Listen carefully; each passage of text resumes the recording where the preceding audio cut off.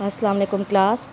चलें हम आपके पास डेफिनेशन ऑफ फंक्शंस को डिस्क्राइब कर रही हूँ। Let A B any two types of sets और R be is a binary relation of A और बी, यानी कि ए बी अगर दो सेट हैं आपके पास, उनसे एक बाइनरी रिलेशन आप निकाल लेते हैं तो वो कब फंक्शन कहलाएगा?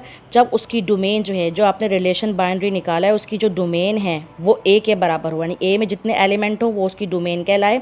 और दूसरी, every element of A is associated with exactly one element of B, यानी ए के सारे एलिमेंट इन्वॉल्व होने चाहिए, बी का बेशक एक एलिमेंट भी इन्वॉल्व हो जाए, तो इस टाइप की वैल्यूज़ को हम कहते हैं फंक्शंस। मज़ीद इस बात को हम जो है वो एग्जाम्पल से डिस्क्राइब कर लेते हैं।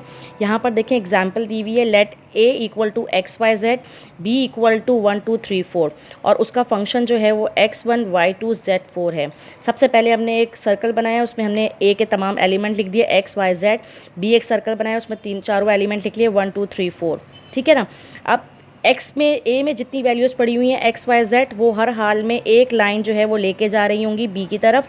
इसमें सारे एलिमेंट जो हैं वो, उनसे एक लाइन निकलनी चाहिए जो बी की तरफ जाए, कोई भी एलिमेंट बचना नहीं चाहिए इसमें। और बी में अगर कोई एलिमेंट बच भी जाता है तो कोई इशू नहीं है इस बात का।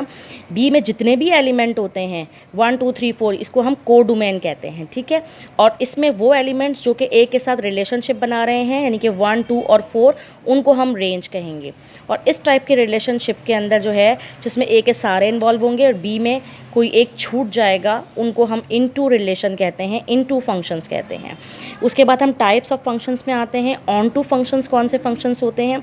जैसे एग्जाम्पल से डिस्क्राइब करते हैं हम, a equal to X Y Z, B equal to 1 2, और फंक्शन है x1 y1 z2। अब हमने a में वही हमने x y z लिया और b में 1 2 लिया।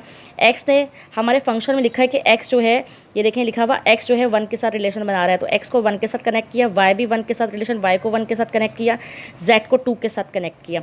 देखें हम a के तीनों एलिमेंट जो है वो इन्वॉल्व हुए हैं और b के भी दोनों। इसका मतलब ये है कि b में जितने भी एलिमेंट थे, जो कि हम कोडोमेन कहते हैं, और दो एलिमेंट लाई हुए हैं a के पास, ठीक है, तो वो हमारे इक्वल हो गए, यानी कि कोडोमेन और रेंज जो है वो बराबर हो गई है। b को देखकर पता चल रहा है, इसमें दो ही एलिमेंट थे, दोनों यूज़ हो गए a के साथ, और कोडोमेन में जितने भी, यानी बी में जितने भी एलिमेंट होते हैं वो 2 ही थे। तो इसको हम कहते हैं ऑन टू रिलेशनशिप, यानी जिसमें कोडोमेन और रेंज बराबर हो जाएं, ऐसे रिलेशनशिप हमारी ऑन टू रिलेशनशिप कहलाती है।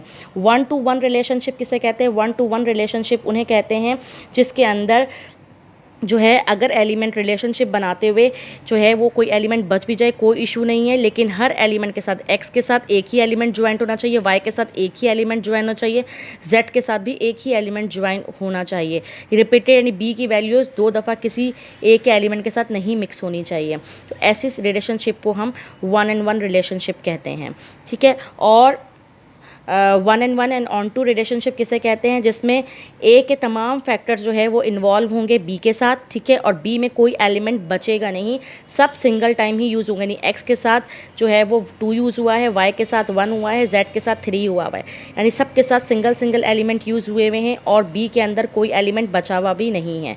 तो इस टाइप के रिलेशनशिप को हम 1 and 1 and onto functions भी कहते हैं। इसके अलावा जो क्वेश्चंस आपके पास मौजूद है वो मैं भी आपको बता रही हूँ, एक्सप्लेन कर रही हूँ।